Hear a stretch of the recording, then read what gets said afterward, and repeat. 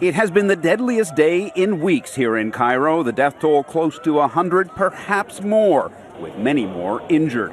Supporters of former President Mohamed Morsi gunned down as they protested before dawn. The bodies of the dead lined up outside this field hospital in eastern Cairo.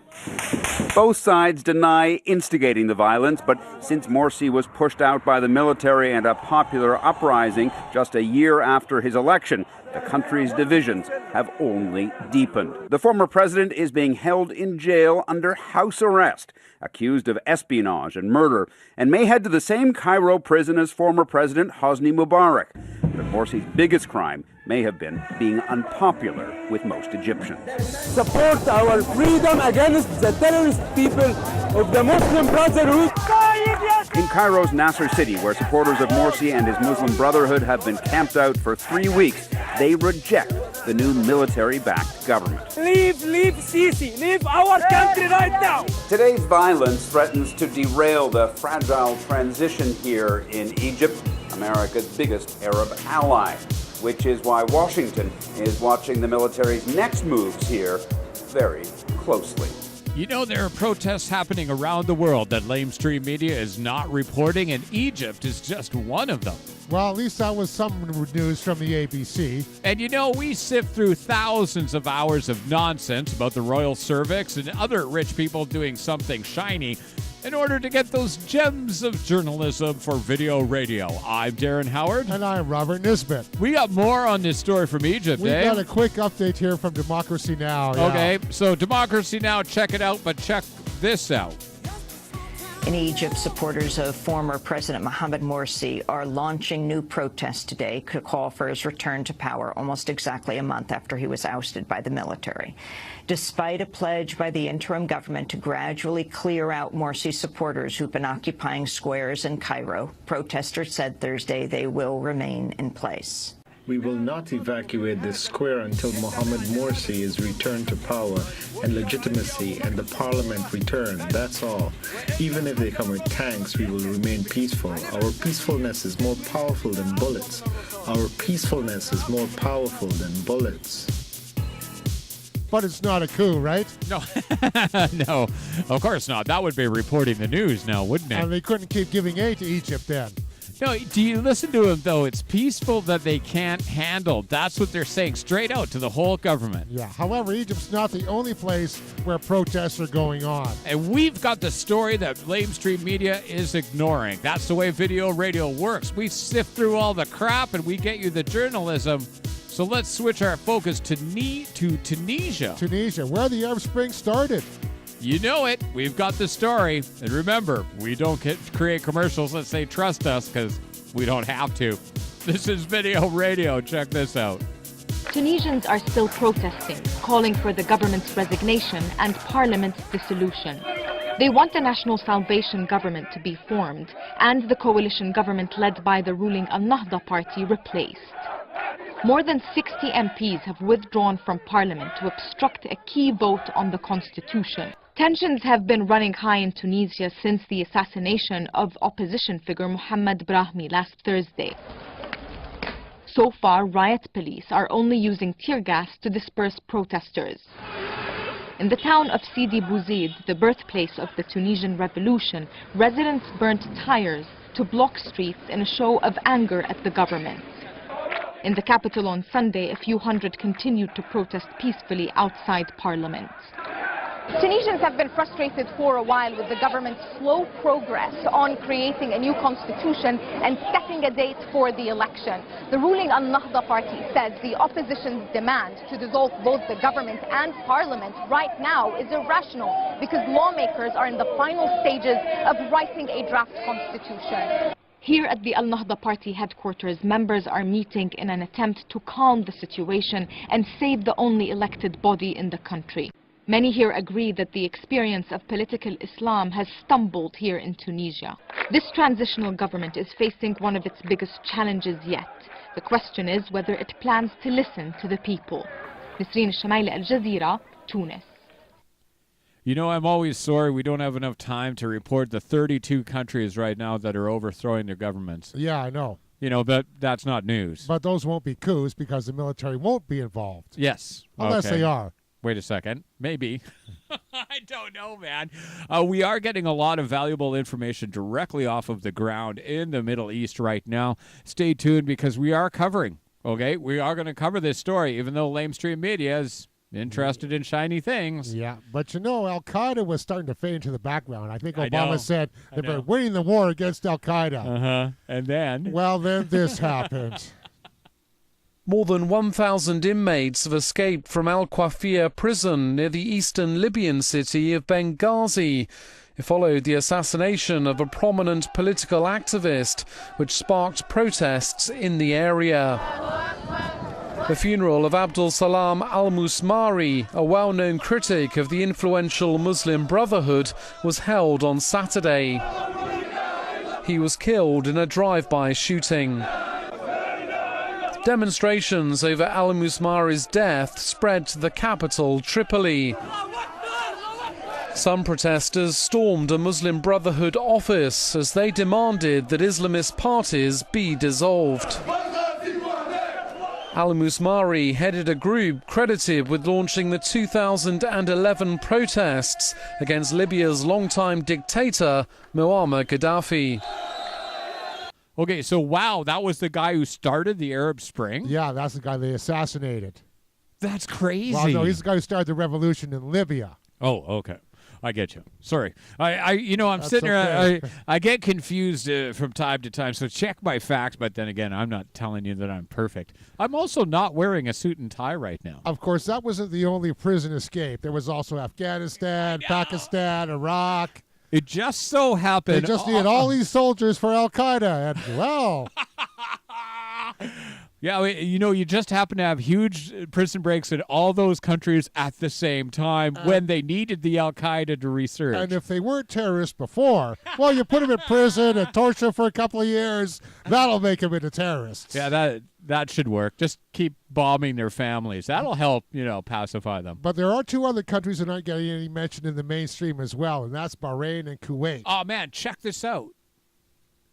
The Gulf kingdoms of Bahrain and Kuwait are seeing fresh public outcries against the country's unelected rulers who have been stepping up their crackdowns on dissent for the last 2 years. Calls for more rights and democracy are increasingly met with arrests and brutal force as the conservative monarchs refuse to concede, while the West is accused of turning a blind eye to violations by its key Arab allies, as Lucy Kavanagh reports. 3 days after Egypt's former president was ousted from power, protests began in Bahrain. Like the Kuwaitis, they weren't demanding an end to the monarchy, but more representation. Yet a violent crackdown saw a shift in some of those demands. As in other Gulf states, the monarchy blames the unrest on a radical minority. But critics disagree, saying the protesters simply want their governments to listen. And when it comes to violent crackdowns, he says Westminster and Capitol Hill simply turn a blind eye. We are victims because we live in a country which have oil, so the US and the United and the UK, they don't care about the people, they don't care about the humanity, they don't care about the Bahraini blood, they care about the oil. Whether in Bahrain, Saudi Arabia, Qatar, Oman, or Kuwait, scenes like this one are becoming increasingly more common. But massive shows of outrage like this one show that the Gulf's oil wealth alone isn't enough to insulate the countries from people taking to the streets and demanding a greater say in their political system. And unless the monarchies show themselves willing to listen, their stability may prove to be a mirage. Lucy Kafanov, RT, Kuwait. So we see major protests in China and now in Bahrain. And Kuwait, and Saudi, and Qatar. And Bulgaria. I hope we get to that one, because we got so many countries to cover. It's almost impossible to keep an eye on the scorecard. Where's the unrest this week?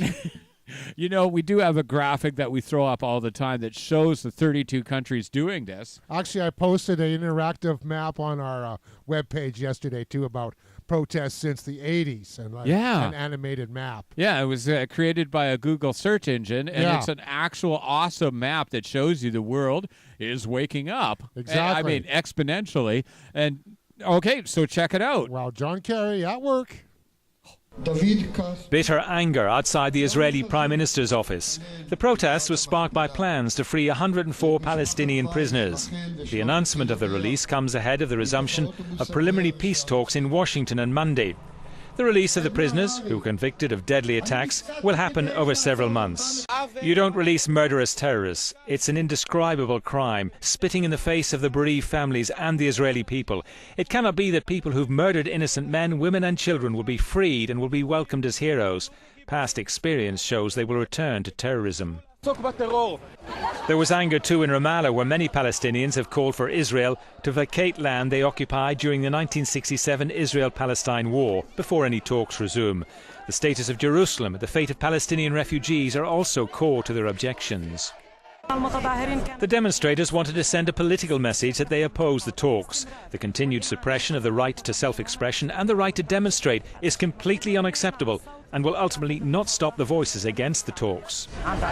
US Secretary of State John Kerry led the efforts to kickstart these initial talks, which, a statement said, are aimed at charting a way forward rather than tackling thorny issues between the two sides. But it remains unclear whether they will lead to a formal resumption of the peace negotiations, which broke down in 2010 over Jewish settlement building in the West Bank. You know, we're going to have to get one of those maps on the wall and start putting pins up. Yeah.